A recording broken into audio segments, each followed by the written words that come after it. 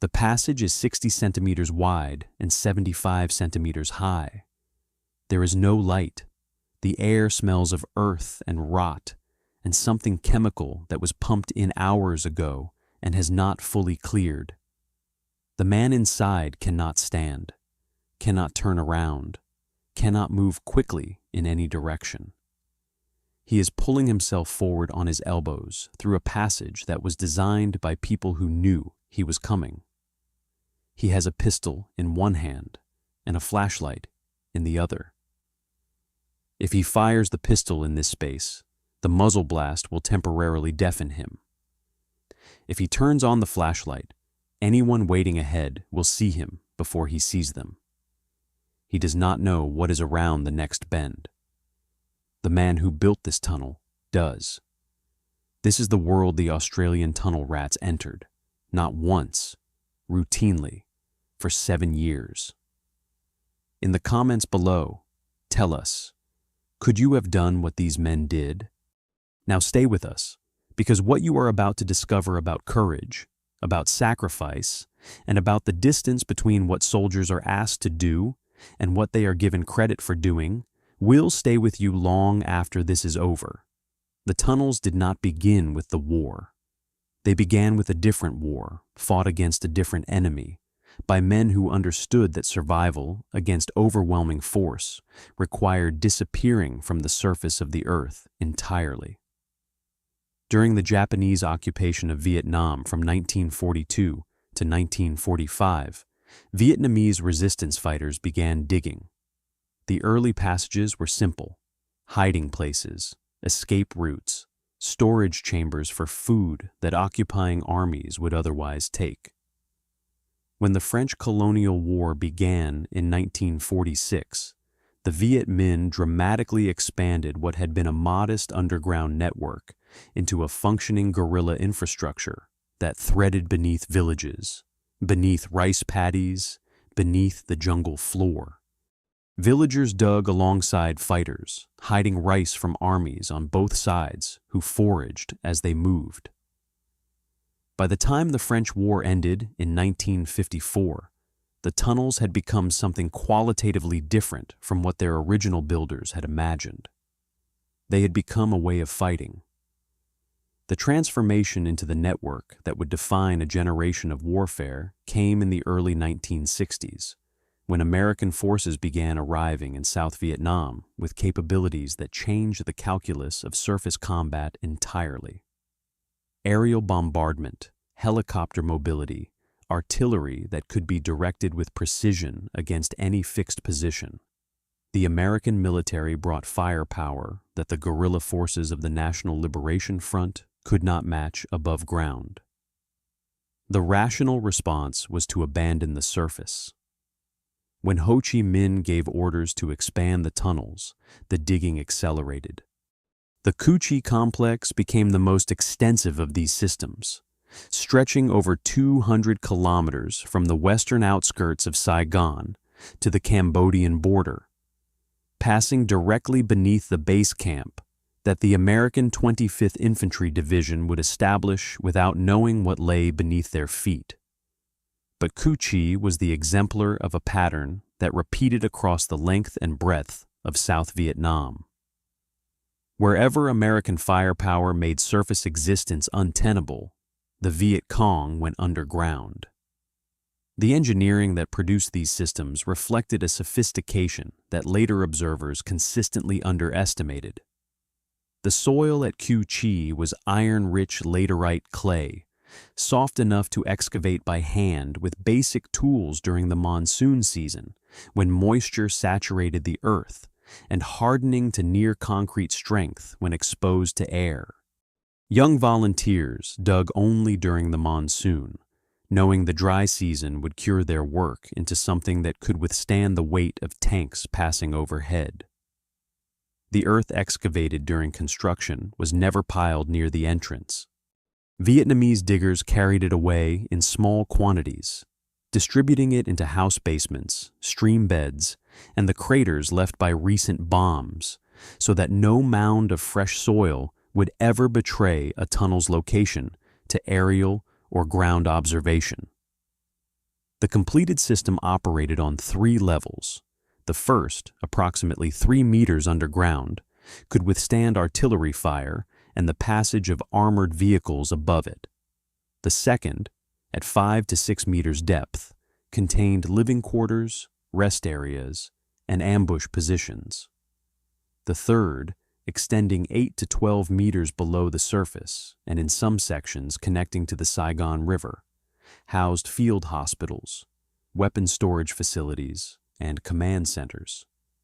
Ventilation shafts disguised as termite mounds or natural vegetation provided airflow without revealing their function. Kitchens were built with long horizontal flues that dispersed cooking smoke so broadly it became invisible before reaching the surface. A design called the Huang Com kitchen that eliminated the smoke signature that had betrayed underground positions in earlier conflicts. The architecture included features designed specifically for the intruder who might eventually find a way in. Bends and curves in the passages dissipated shock waves from explosions and blocked the passage of gas or smoke pumped through the entrance, functioning identically to the trap in a plumbing drain that prevents sewer gas from rising into a building. Dead-end side passages were permanently booby-trapped to kill the unwary soldier who entered them. Larger chambers connecting main passages were equipped with weapons positioned on opposite walls to catch intruders in crossfire. Some sections could be flooded within seconds of a trigger being pulled, drowning anyone caught inside. Entrance points were cut to dimensions that accommodated Vietnamese fighters, but required men of Western build to squeeze through in ways that eliminated the possibility of rapid movement.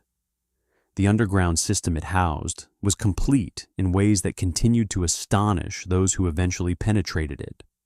Conference rooms where major operations were planned, including eventually the Tet Offensive of 1968. Hospitals where surgeons operated using instruments fashioned from bomb fragments, conducted blood transfusions with bicycle pumps and rubber hoses, and sourced medical supplies partly by bribing Army of the Republic of Vietnam soldiers in Saigon. Weapons workshops that manufactured ammunition and reconstructed unexploded American ordnance into mines and booby traps. Living quarters where fighters spent months at a time underground, emerging only when operations required. Kitchens producing tapioca and roots and whatever else could be grown in bomb-cratered fields above. In the largest installations, small theaters provided diversion for fighters who were, beneath everything else, young people living under impossible conditions. General William Westmoreland, commanding Military Assistance Command Vietnam, would eventually describe the enemy as human moles. The phrase was accurate. It was also a grudging acknowledgement that the surface war his doctrine was designed to win was being fought, decisively, underground. The men who would first follow those moles into the earth arrived in Vietnam in September of 1965, expecting to do something else entirely. 3 Field Troop, Royal Australian Engineers, had been assembled in response to a specific need. The 1st Battalion, Royal Australian Regiment, required engineer support in its deployment with the American 173rd Airborne Brigade. The troop was built from recruits drawn across 10 different units, a composition that initially produced the factional rivalries and clique formations that any experienced officer would have predicted. Captain Alexander Hugh McGregor, known throughout his career as Sandy, was given command and given 6 weeks to forge something functional from a unit that had not yet decided to be one. McGregor had graduated from the Royal Military College at Duntroon and was receiving his first active service command. He tried everything to accelerate the troops' cohesion, including dispatching them on cross-country runs with the pragmatic calculation that shared misery directed at him would at minimum give them a common grievance. By the time 3 Field Troop trudged up the gangplank of HMAS Sydney, a dilapidated aircraft carrier long overdue for decommissioning, in September of 1965, they had not yet fully coalesced. It was during the sea voyage, the small numbers of them amid hundreds of other soldiers, that they began to find each other. Their expected role in Vietnam was conventional engineer work, road clearance, demining, bridge repair, demolition of enemy facilities, and caches located by the infantry. Nothing in their preparation had addressed tunnels.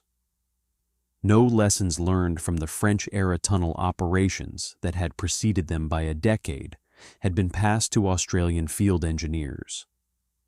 No techniques developed by South Vietnamese army sappers, who had encountered similar systems before any Australians arrived, had been transmitted through the chain of communication that should have carried them. No operational summaries from American units that had already encountered underground enemy positions in the months before Operation Crimp had reached 3 Field Troop. They arrived in one of the most extensively tunneled environments in the history of warfare without knowing the tunnels existed. The operation that would change this was the largest Allied military action mounted in South Vietnam to that date. Operation Crimp, launched on January 8, 1966, concentrated over 8,000 American and Australian troops against the Hobo Woods in Binh Duong Province, 20 kilometers north of Cu Chi, targeting what intelligence indicated was the 4th Military Region headquarters of the Viet Cong, the command structure directing all enemy activity around Saigon. The intelligence picture identified a 12-square-mile target area, 4 tunnel entrances, each protected by regional force troops, and an estimated 2 main force battalions, possibly as many as 5,000 fighters in the region. 1 RAR, now commanded by Lieutenant Colonel Alex Preece, following the evacuation of Lieutenant Colonel Ivan Brumfield with a recurring football injury in November, had integrated into the 173rd Airborne Brigade's operational structure over the preceding months and had become a respected component of the American formation. For Operation Crimp, they would hold the northern flank of the brigade's area of operations. The operation came close to beginning with catastrophe. On January 7th, the day before the assault, 1 RAR's operations officer, Major John Essex Clark, conducted an aerial reconnaissance over the proposed landing zone, designated LZ June. The absence of ground cover that he observed struck him as tactically significant. It suggested the possibility of extensive defensive works nearby, the kind of cleared field of fire that forces establishing a prepared position create around their perimeter. He persuaded commanders to relocate the landing zone to a less exposed position. McGregor later stated the original plan would have inserted 1 RAR directly on top of a heavily defended enemy bunker system, and had almost certainly saved hundreds of Australian lives. The men who benefited from that decision would not learn of it for years. The assault began at 0930 on January 8th with heavy artillery preparation, napalm strikes, and B-52 arc light bombardment that produced substantial defoliation across the target area. Australian forces landed at LZ March, approximately 3 kilometers south and west of the American positions, and immediately entered a landscape that had been prepared for exactly this kind of arrival. The entire area was seeded with tripwires attached to artillery shells and grenades rigged into the undergrowth or suspended from tree branches at head height. Punji stake pits, concealed holes lined with sharpened bamboo points upward, occupied the ground between. An American helicopter, identifying the Australians as Viet Cong in the confusion of the initial landing, opened fire on them before communications corrected the error. D Company, under Major Ian Fisher, approached the clearing that had originally been planned as their landing zone and took fire from a nearby tree line.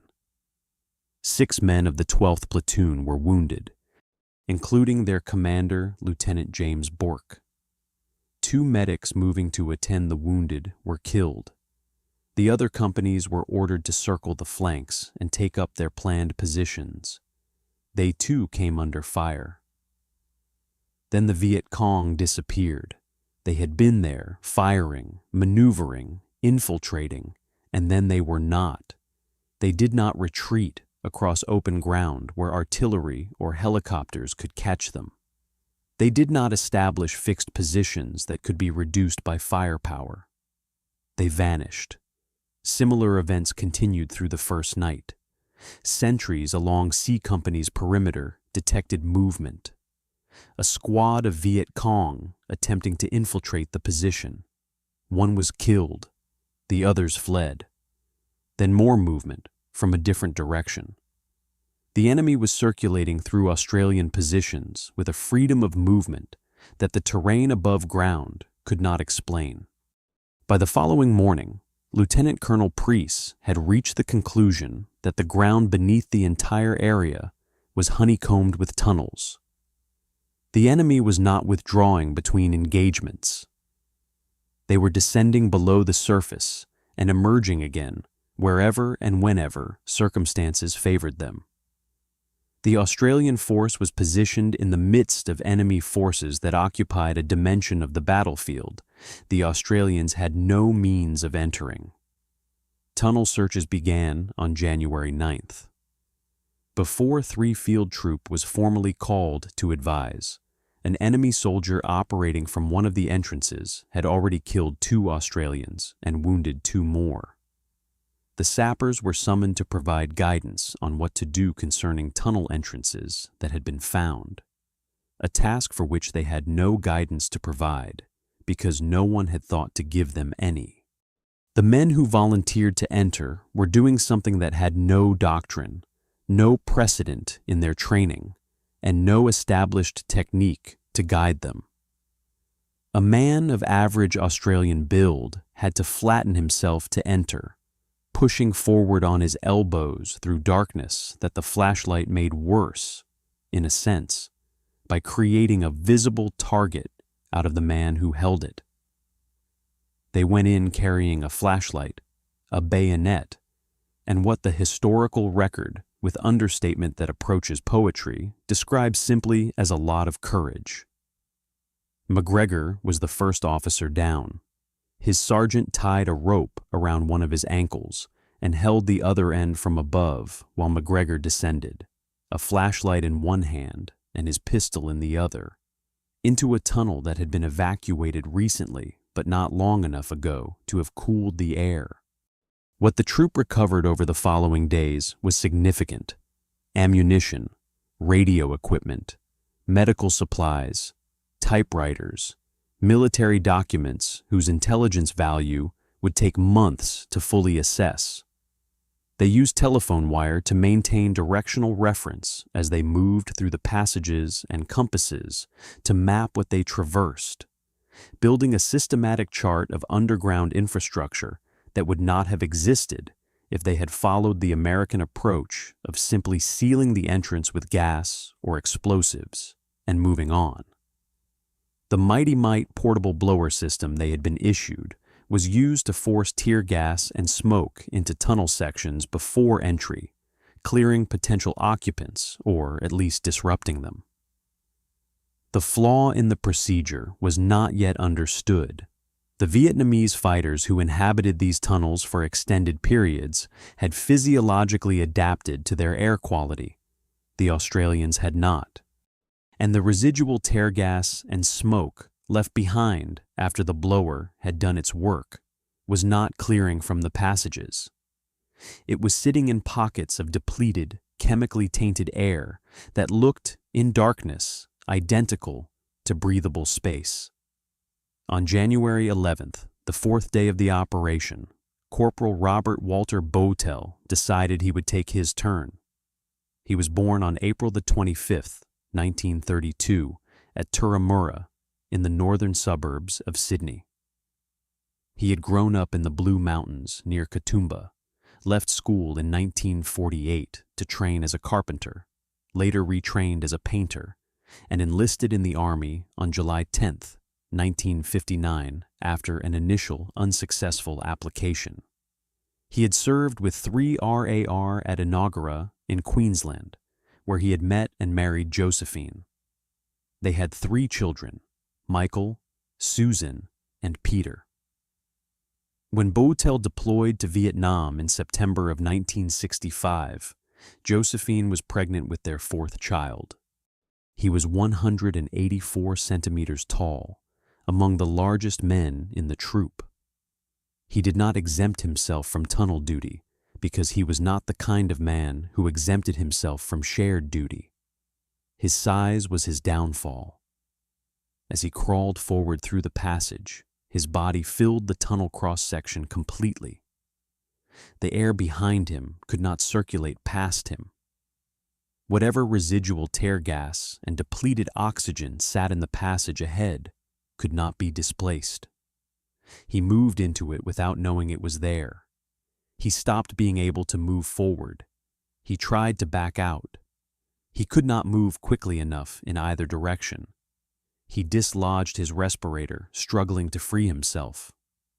Private Jim Daly went in after him. He entered the tunnel 4 times, working each time until physical collapse forced him back. His platoon commander ordered him out before he could reach Bowtell. By the time the shaft had been widened sufficiently from above to extract Corporal Bowtell, he was dead. He was 33 years old. His body was flown to Malaysia and buried with full military honors in Tarandak Cemetery, the only Australian tunnel rat whose grave lies outside Australia. Back home, Josephine gave birth to their 4th child in May of 1966. She named the boy Robert. Several of the men who attempted to reach Bowtell in the tunnel nearly died in the same passage. None of them refused to continue entering tunnels after his death. The lesson paid for by his death became the foundation of every subsequent Australian entry protocol. The Mighty Mite blower had been used to introduce tear gas. Fresh air had to be blown through in sufficient volume and duration afterward to re-oxygenate the passage and clear all chemical residue before any person entered. That step had been omitted because no one had yet understood it was necessary. After Bowtell, it was never omitted again. What 3 Field Troop accomplished over the 6 days of Operation Crimp, despite the losses and the improvisation and the absence of any doctrine to work from, constituted the first systematic Allied exploration and documentation of the Viet Cong underground infrastructure. Over 10 miles of tunnel passages were explored and mapped. More than 100,000 pages of documents were captured, revealing the enemy's operational structure across South Vietnam and identifying agents operating throughout the country. 90 heavy weapons were seized, along with tens of thousands of rounds of ammunition.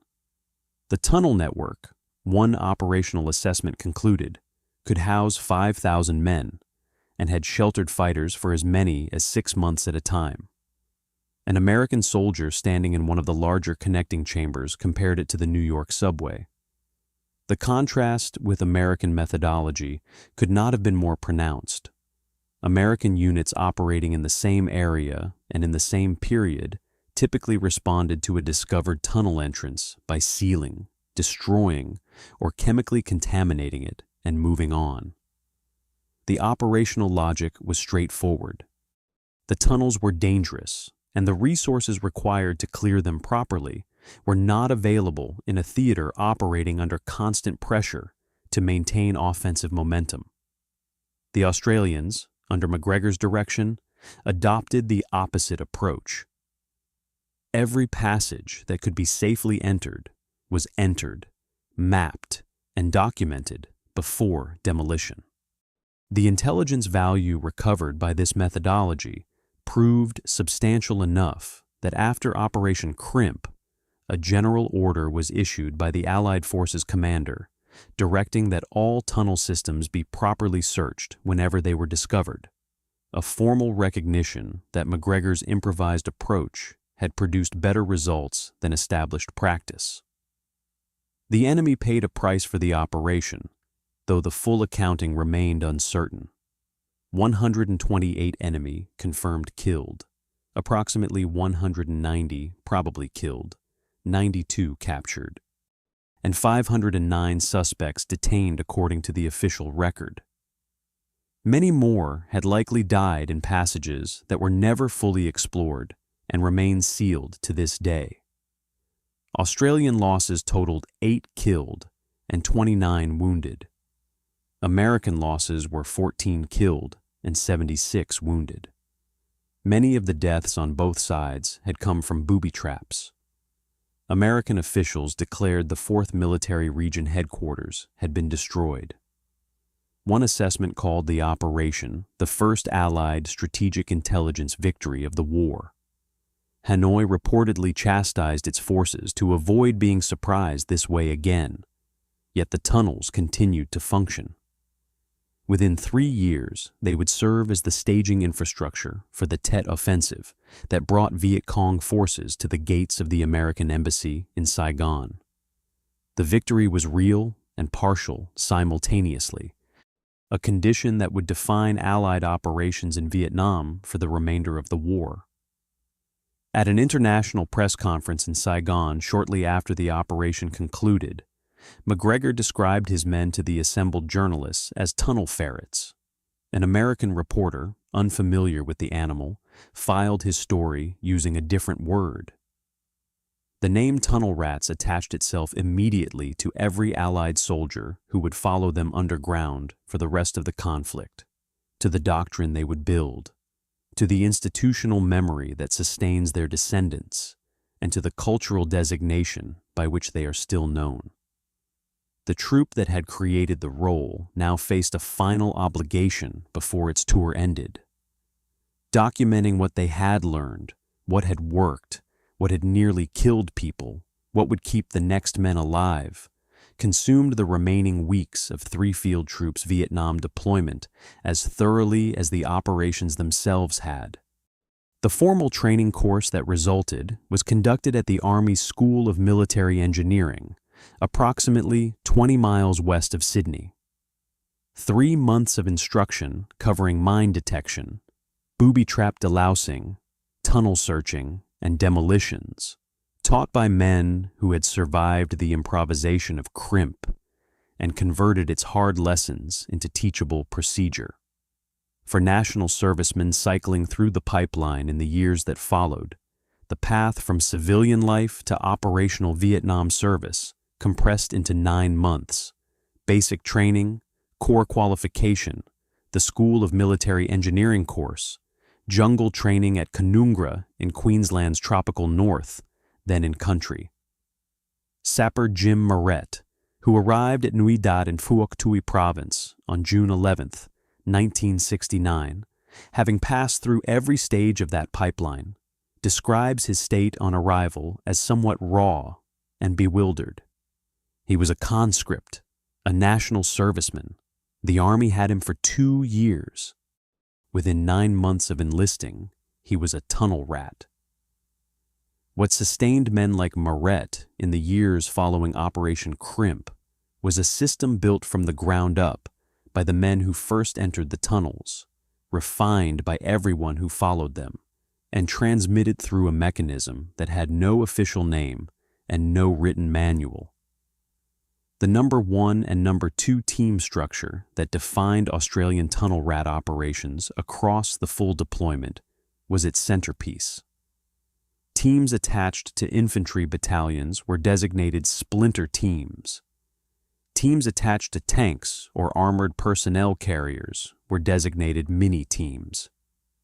Each 2-man pairing consisted of an experienced number 1 who led and a new number 2 who learned.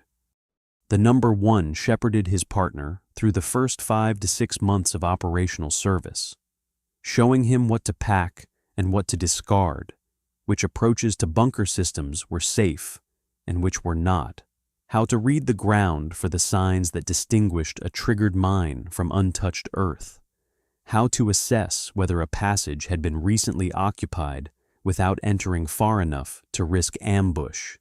The transition from number 2 to number 1 was marked by a pay increase and by the responsibility of becoming the person someone else would depend on. It was in the culture of the unit a significant moment. Marit's first number 1 was Corporal Jeff Handley, who warned him 2 days after his arrival that they would be deploying on Operation Esso, a month-long operation conducted by 5 RAR at the base of the Long High Mountains, beginning June 15th. Handley helped him kit out properly, showed him how to pack weight efficiently, and introduced him to the open access to weapons, ammunition, and explosives that distinguish the operational environment in Vietnam from anything in Australia. The tight controls that govern these materials at home did not exist in the field. Within a few operations, each tunnel rat had accumulated a personal stash of C4 plastic explosive substantially in excess of operational requirements. The material burned hot and fast, properties that made it useful for heating rations and boiling water for coffee, a practical adaptation that the Army's School of Military Engineering had not foreseen. The adaptations extended further. The squadron at Nui Dat experienced a recurring series of what were officially classified as phantom bombings. The unit's toilet block being demolished at irregular intervals by unidentified perpetrators who were never brought to account. In February of 1970, Maret and his troopmate Mick Van Poteren applied a portion of their accumulated C4 reserves to the demolition of the squadron's ceremonial flagpole in protest at newly imposed beer rationing.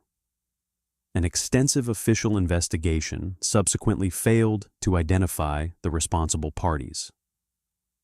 The beer rationing ended. Maret and Van Poteren did not reveal themselves as the architects of this resolution until they were well clear of the Army. The same men who maintained absolute silence about operational casualties, who returned from incidents that had killed their colleagues and said nothing about what had occurred, who processed grief through continuation rather than expression, also built a secret casino in their base facilities, fought American military police in Saigon's bars, and devoted genuine ingenuity to improving their off-duty circumstances. Both things were true simultaneously. The irreverence was not a failure of seriousness. It was the psychological counterweight that made the seriousness sustainable. The unit that could absorb casualties at that rate without disintegrating was also, in its leisure hours, the bad boys of the 1st Australian Task Force. The tension between those two qualities was not a contradiction. It was what a functioning soldier culture looks like under sustained operational pressure. A further correction to popular understanding became apparent to tunnel rats within weeks of their arrival in Vietnam. The dominant image of underground warfare, vast multi-level cities extending for kilometers, housing hospitals and training facilities, and thousands of fighters who lived below the surface for months, was accurate for the Cu Chi complex and for a small number of comparable installations. In Phuoc Tuy province, where Australian operations were concentrated, the reality was different in scale, though not in danger. Most of what the tunnel rats encountered were bunker systems, field fortifications with individual fighting positions connected by short tunnels, providing covered movement between bunkers or escape routes to nearby creek lines and ravines. In a single operation, blowing more than 100 enemy bunkers was unremarkable. The dramatic multi-level underground city was the spectacular exception. The interconnected bunker system was the daily reality, yet the daily reality was lethal enough. The challenge was not navigating a complex three-level underground infrastructure. It was detecting, before triggering, the machinery that the Viet Cong had placed on every surface approach to every underground position they occupied or had previously occupied. The tunnels were not what killed most of them. Across the full deployment, 35 Australian sappers were killed in Vietnam. Approximately 200 were wounded. The casualty rate across the field troops that carried the tunnel rat roll exceeded 36%, meaning that at the height of operations, 1 in 3 men was being killed or wounded during their 12-month tour. This was, in Moret's assessment, high even by Vietnam War standards. Yet the overwhelming majority of those casualties occurred above ground. Only 1 Australian sapper was confirmed killed by enemy action inside an underground system across the entire deployment. What killed the rest was the surface approach. The mine detection and booby trap clearance work that occupied far more of the tunnel rats' operational time than tunnel entry itself was the domain in which the unit bled. The inventory of what they walked into was extensive and, by any standard, imaginative in its cruelty. Tripwires attached to artillery shells rigged into undergrowth at ankle height. Grenades suspended from tree branches with strings connected to pins, triggered by a foot catching the string on a forest path. Punji stake pits, concealed holes a meter deep, lined with sharpened bamboo angled to penetrate the leg of a falling soldier and hold it there, the stakes coated with human waste to ensure infection of any wound that was not immediately fatal. Rotating trapdoor traps, boards weighted with barbed metal spikes that would swing shut on an impaled limb and grip tighter the harder the victim struggled. Boxes mounted in tunnel roofs containing venomous snakes of species unknown to Australian soldiers, released by floor triggers when a man crawled past. Pressure mines beneath apparently solid ground, detonated by the weight of a boot, a knee, an elbow. The design philosophy underlying this inventory was not primarily oriented toward killing. An incapacitated soldier required 2 or 3 of his colleagues to stop fighting and carry him, multiplying the tactical disruption of a single casualty. A man with a leg destroyed by a punji trap and infected wounds represented not a body count entry, but a sustained drain on the unit's operational capacity. Moreover, an injured soldier left in a booby-trapped area required a rescue operation that might trigger additional casualties among the rescuers.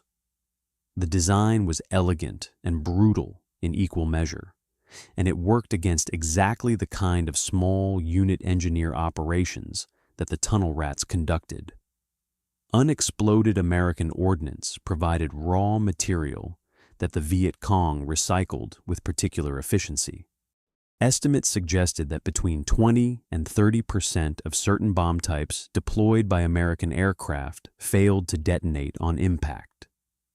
Vietnamese technical specialists would locate these bombs, cut them open in an occupation that must count as one of the most dangerous jobs in any war, drain the explosive powder, and reconstitute it into mines and booby traps deployed against the forces that had dropped them.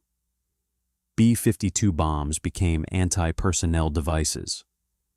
American technology, in this perverse loop, armed both sides simultaneously.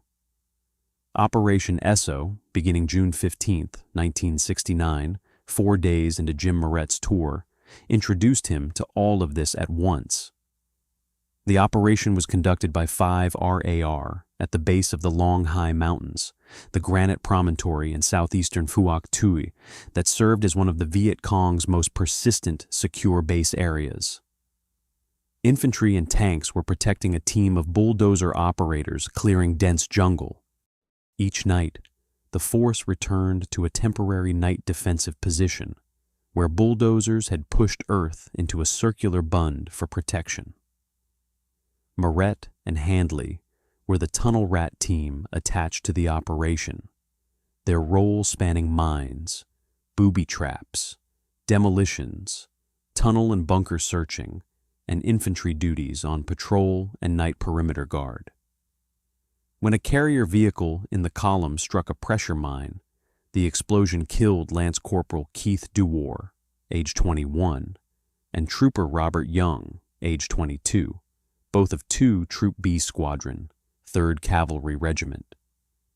18 of the 24-man platoon became casualties, 3 dead, 15 wounded, 10 of them seriously enough to be evacuated to Australia. Handley departed the night defensive position that evening. He returned the following morning and said nothing about what had occurred. It was, Moret would write years later, just treated as part of the job.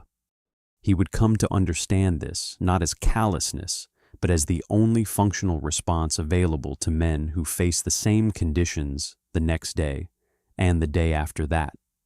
Sapper Bob O'Connor, serving during this same period, had articulated in late June of 1968 what the culture required of men who entered it. The statement was not delivered as philosophy. It was delivered as practical advice. No one is going to force you to do this kind of stuff, so if it is not for you, ask for a transfer. But if you decide to stay, you have got to believe, and really believe, that you are already dead. The pre-acceptance of death as a means of eliminating its power to disrupt function was not a counsel of despair. It was a description of the cognitive adaptation required to operate effectively in an environment where death arrived without warning and without a pattern that could be learned and avoided.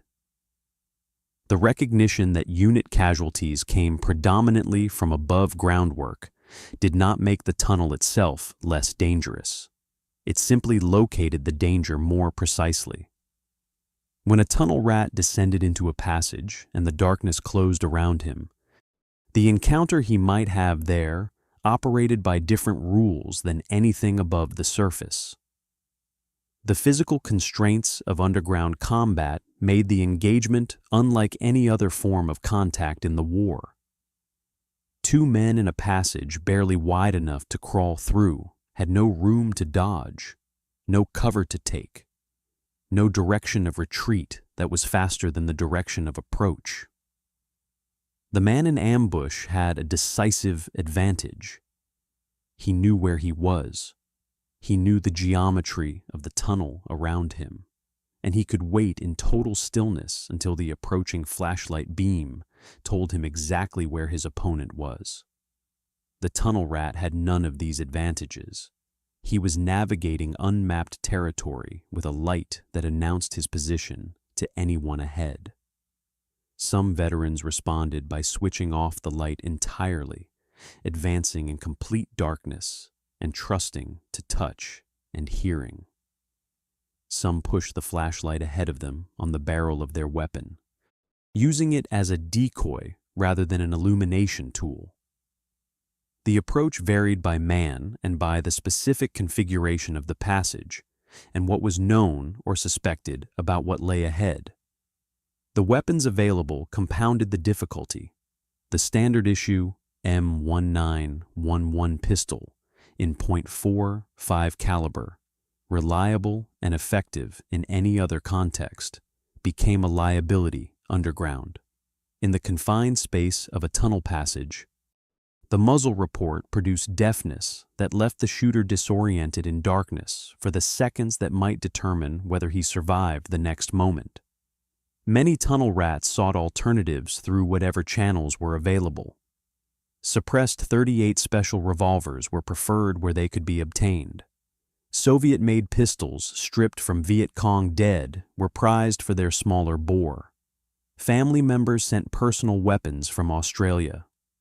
Sawn-off shotguns provided short-range coverage in situations where precision was less critical than spread. No formal provision existed for any of these alternatives.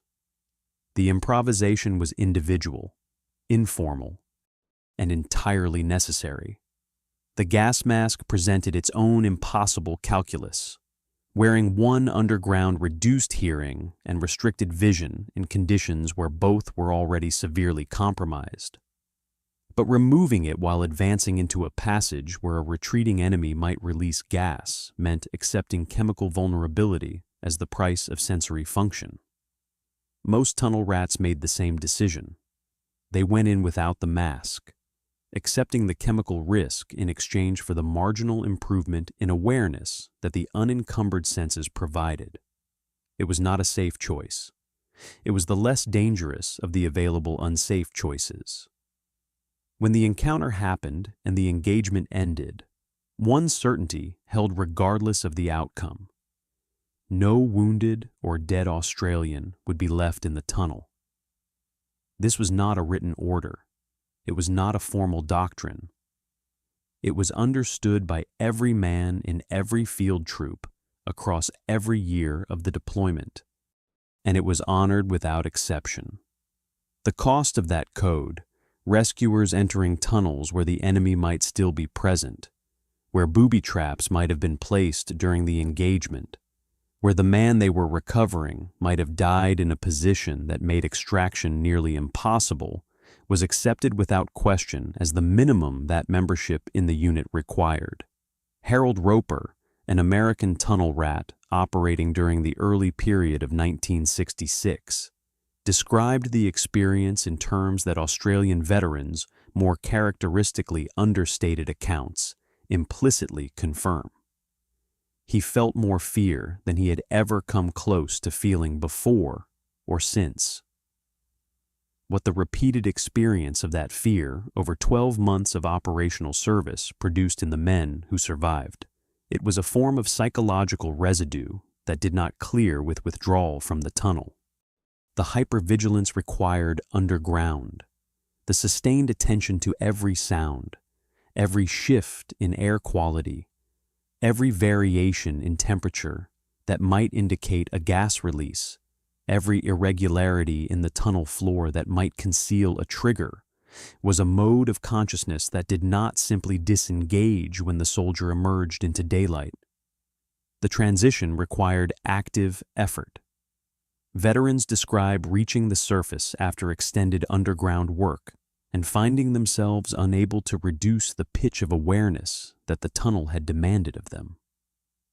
The birds above were audible, the sun was present, the air was breathable, and the perceptual apparatus remained tuned to a frequency of threat that the surface environment could not satisfy and could not switch off.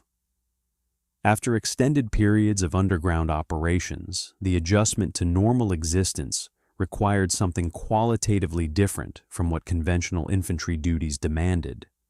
The infantryman who spent days under fire returned to rest with a body and mind that had been operating in the same dimension as the threat. The tunnel rat emerged from a different kind of darkness into a world that could not validate, integrate, or meaningfully acknowledge what he had just been doing.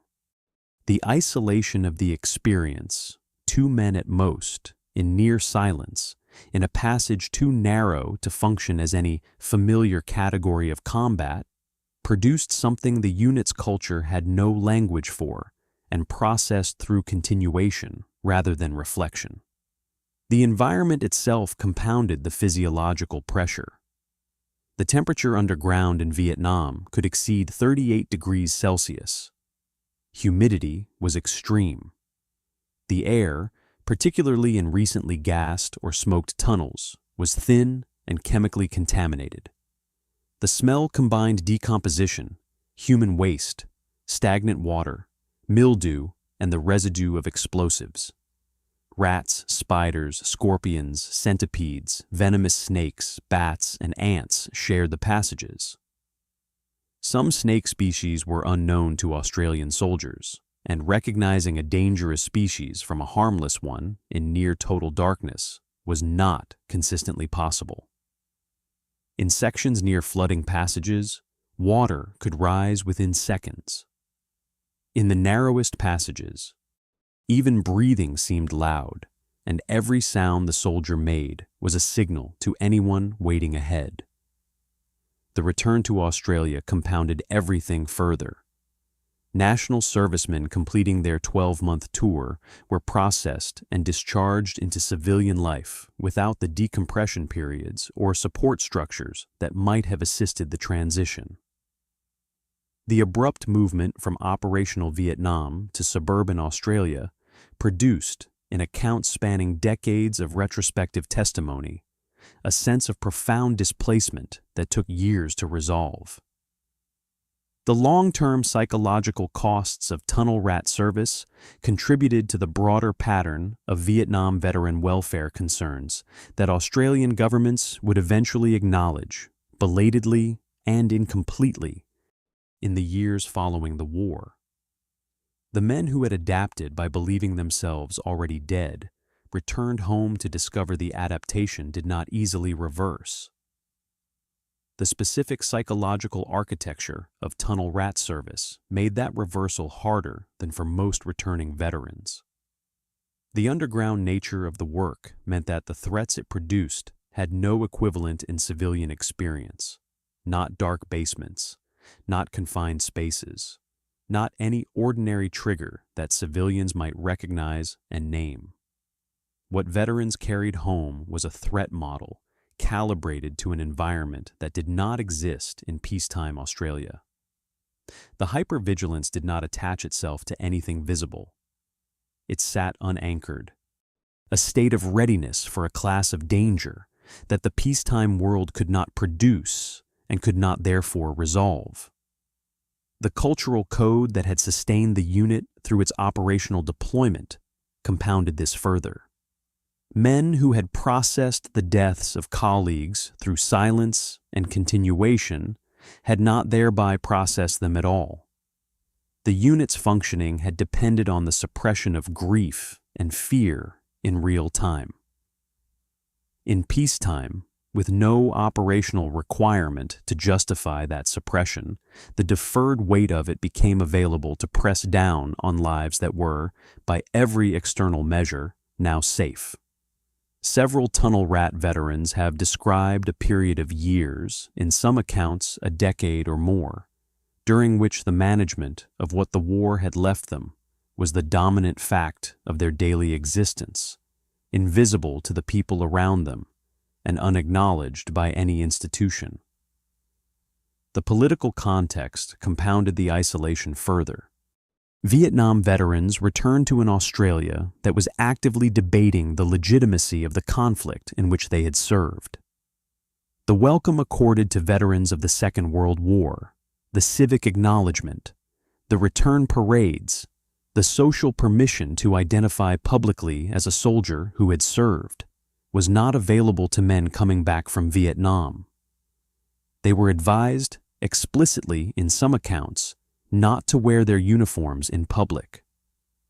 The specific complexities of what they had done underground, the nature of it, the duration of it, the scale of casualty were not part of any public conversation because the public conversation had not yet developed categories for it. They came home into silence on the subject that mattered most, and the silence lasted for years.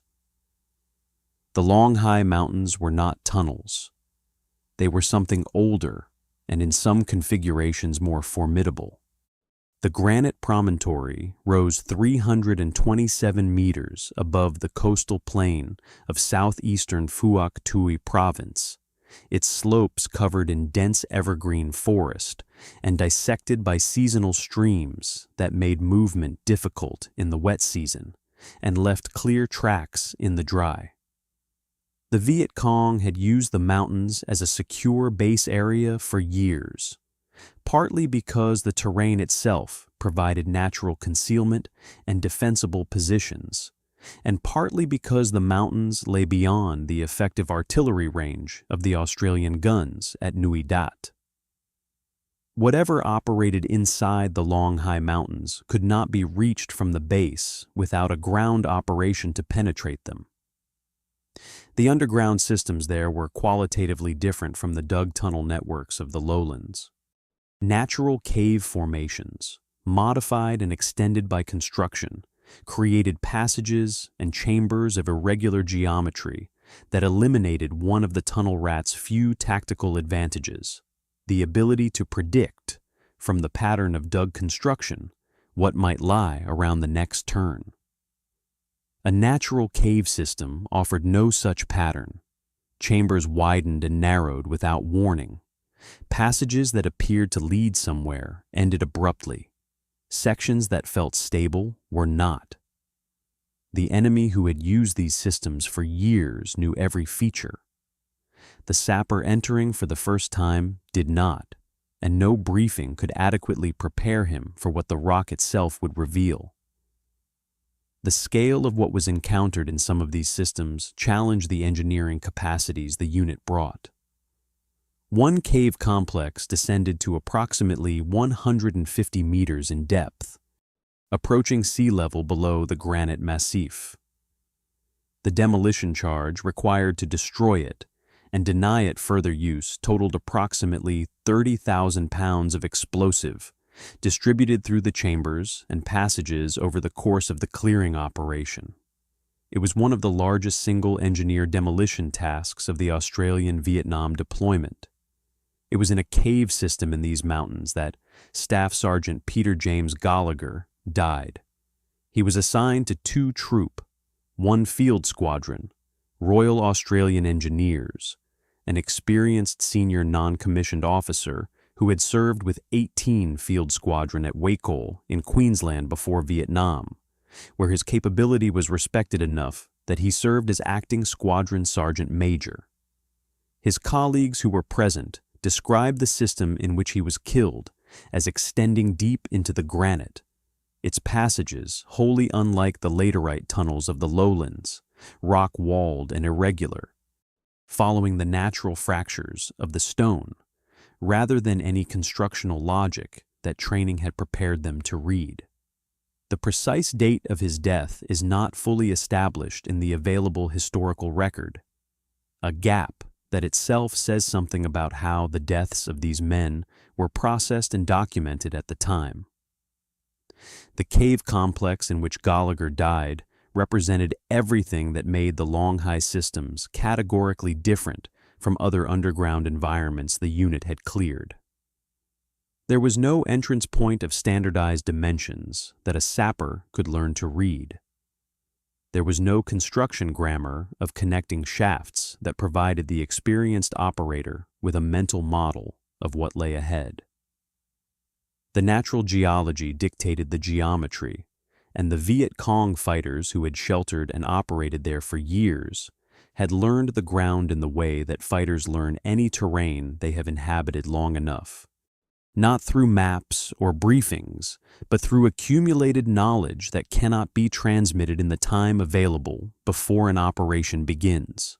The fighters who remained inside when Gollagher's team entered knew where the passage narrowed, where the ceiling dropped, where an ambush position offered a field of fire down the rock corridor that an approaching man could not avoid. Gollagher did not have time to acquire that knowledge. He was killed by enemy action inside the underground system.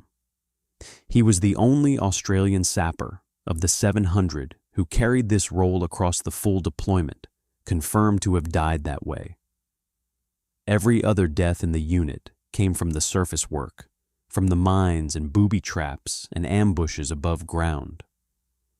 Only Gollagher died the way the tunnel rat role is imagined to produce deaths, in the dark, underground, facing an armed enemy who knew the space, and he did not.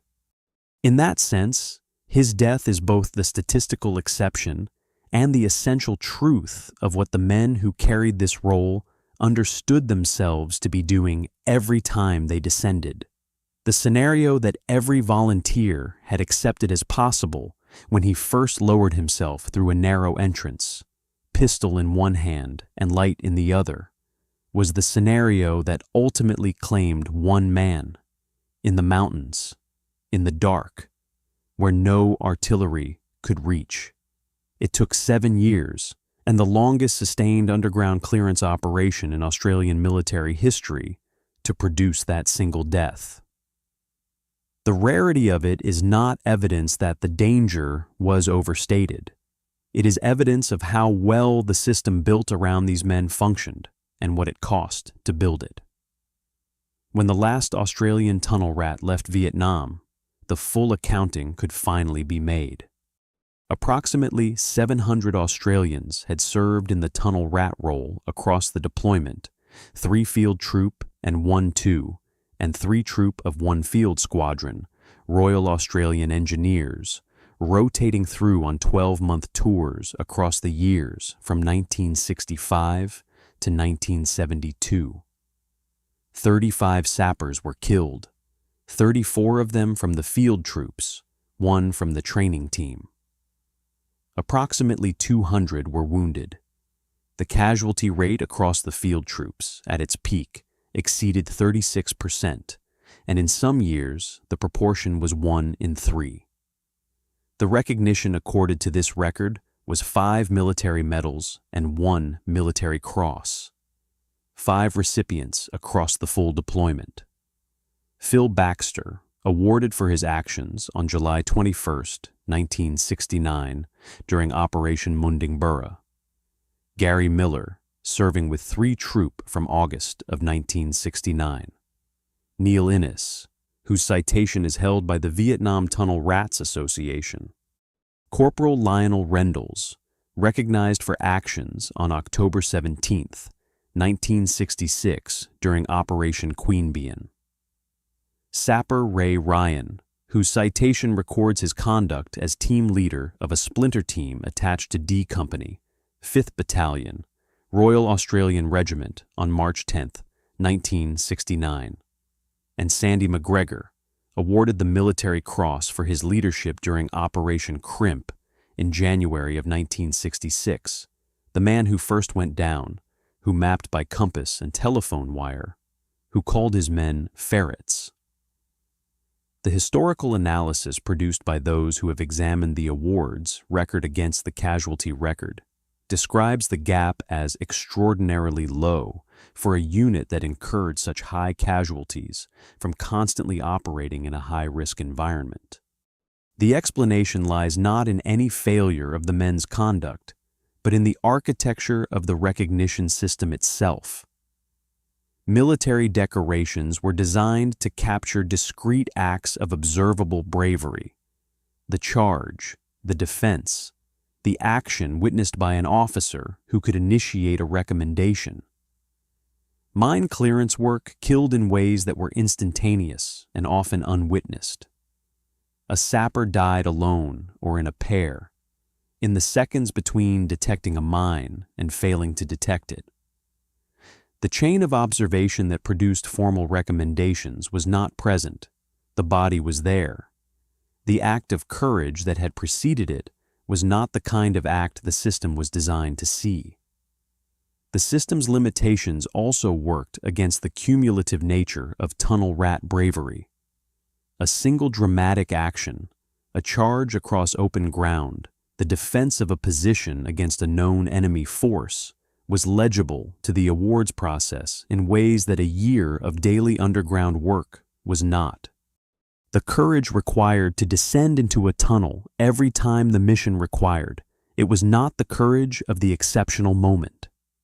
It was the courage of the routine, repeated under conditions that guaranteed the exceptional moment might arrive without warning, and that no preparation could fully address.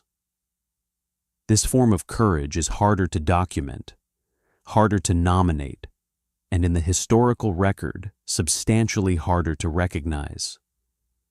The award system did not fail these men through malice or indifference. It failed them through a conceptual limitation that remained unaddressed long after the evidence of its inadequacy had accumulated. The practical consequence of the gap was that men who conducted operations of sustained and documented danger across 12-month deployments were formally recognized at rates that bore no relationship to their casualty record. Other units with comparable or lower casualty rates across the Vietnam deployment received substantially more decorations. The disproportion is not a matter of interpretation. It is a matter of arithmetic that the Vietnam Tunnel Rats Association has documented with the precision of men who spent their careers working to precise tolerances in dangerous environments, and who apply the same standard to the historical record that concerns them. The gap was not limited to those killed outright. Sapper Yogi, unnamed in the available accounts but described in detail in Moret's testimony, was severely wounded in a firefight above ground, fought through the engagement under conditions that Moret characterized as meriting significant formal recognition, was evacuated to the American 36th Evacuation Hospital at Vung Tau, and subsequently sent home to Australia. He received a mention in dispatches. When asked about it afterward, he said he did not feel he had done anything special and was just doing his job. This statement, delivered without self-pity and apparently without irony, is the tunnel rat ethos expressed in a single sentence. Corporal Bob Bowtell's grave is in Terendak Cemetery in Malaysia, separated from Australia by sea, by the contingencies of a wartime burial, and by the decades that have passed since his unit came home without him.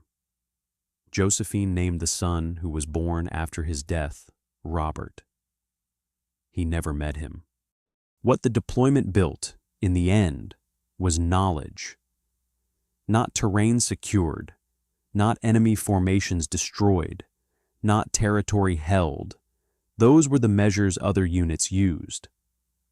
The tunnel rats built a body of professional understanding about how to operate in underground environments under conditions of active enemy opposition that no Western military force had previously possessed at the systematic level their experience produced. The methodology McGregor established at Operation Crimp, systematic entry, mapping by compass and telephone wire, documentation of intelligence before destruction, air quality management as a prerequisite for entry, entered the permanent corpus of combat engineering doctrine. The number 1 and number 2 team system became a model for knowledge transfer under operational conditions. Continuous institutional competence maintained from a rotating pool of 12-month personnel, transmitted not through any formal curriculum, but through the living chain of experienced practitioners passing what they knew to those who would follow them. That chain ran unbroken from the improvisation of January 1966 to the final rotation home in 1972. And what it carried was the accumulated cost of finding out how to survive. The name they had been given, accidentally, by a journalist who did not know what a ferret was, became the designation for underground combat specialists in every subsequent conflict where the problem recurred. The Soviet 40th Army in Afghanistan from 1979 to 1989 fielded their own underground clearance units facing the same essential challenge in a different geological context. Israel's Yahalom Elite Combat Engineer Unit maintains a formation called Samur, the Hebrew word for weasel, charged with precisely the missions that Australian sappers performed in Vietnam. The operational concept of specialist underground engineers who enter, exploit, and destroy, rather than simply seal from outside traces its systematic development to the practices built, under fire, in the tunnels and caves of South Vietnam. The problem recurred in the Middle East with a frequency and on a scale that brought the tunnel rat methodology back into intensive operational use. Networks constructed beneath Gaza, beneath the Lebanon border, and in the cave systems of Iraq and Afghanistan presented coalition engineers in the early 21st century with environments that the Australian field troops of 1965 through 1972 would have recognized immediately. The entry protocols, the team structure, the air quality management, the mapping methodology, the intelligence priorities that govern what is recovered before demolition, the framework developed by Sandy McGregor and refined through the full deployment became the foundation upon which every subsequent generation of underground combat engineers built. Modern engineers operating in complex subsurface environments are, in a direct institutional lineage, the inheritors of what 3 Field Troop worked out in the Hobo Woods in January of 1966. The Vietnam Tunnel Rats Association, whose members have spent decades protecting the title their role earned, resisting the dilution of the designation by personnel who were not members of the field troops but who sought to claim it, publishes a newsletter called Holdfast. The name is apt. Their collective statement on the recognition question has remained consistent for 50 years. The underdecoration reflects the rationing of awards, not the magnitude of the service. The books that preserve their history, Sandy McGregor and Jimmy Thompson's No Need for Heroes, published in 1993, and The Expanded Tunnel Rats, published in 2011, along with Tom Mangold and John Pennycate's The Tunnels of Cu Chi, the definitive international account, document a standard of professional courage that the awards record fails to capture, and that the men themselves, characteristically, decline to make an issue of. Modern combat engineering doctrine for underground environments draws its systematic foundations from practices developed largely without doctrine by men who arrived at Operation Crimp without any preparation for what they found. The lesson that knowledge about underground systems can only be acquired by entering them, that intelligence recovered from inside is worth more than a sealed and demolished entrance, and that the men who do this work require specific training and a specific institutional support structure. These principles, developed by improvisation between 1966 and 1972, now form the baseline of how military forces approach underground infrastructure worldwide. The Cu Chi Tunnel Complex is a tourist attraction now. The Vietnamese government preserved sections of it after reunification and opened them to visitors, widening some passages for Western-bodied tourists and installing electric lighting at intervals. You can crawl through a section in approximately 15 minutes, hunched below a reinforced ceiling with the walls pressing close on either side, and emerge feeling the claustrophobia even in a system modified to accommodate you. Veterans who have returned describe standing at the entrance to a tunnel that now has lighting and guided tours and understanding from the other side of decades, with complete precision what it was that they had done. The recognition question remains unresolved. 5 military medals across the full deployment and a casualty rate exceeding 36% is a statement about a system, not about the men who served within it. Non gratum anus rodentum, not worth a rat's ass. A Latin phrase chosen in the mode of dark irony that defined the culture, transforming the inadequacy of the recognition into the motto of the role. The man who first went down, a rope tied around his ankle by his sergeant, carrying a flashlight and a pistol into a passage that had been built to kill him, was a captain named Alexander McGregor, who had been given 6 weeks to build a unit from 10 different formations and had done it. The man who died on the 4th day was a father of 3 with a 4th child who would never meet him. The man who received a mention in dispatches for an action his colleague considered worthy of far more said he did not feel he had done anything special. The man who articulated the psychological adaptation required for this work said you had to believe, really believe, that you were already dead. What these men demonstrated is not that courage is rare. It is that courage is ordinary, available to carpenters and painters and national servicemen as readily as to trained professionals, when the system that surrounds them functions correctly and the man beside them can be trusted. The tunnel rats were not configured differently from other young Australians.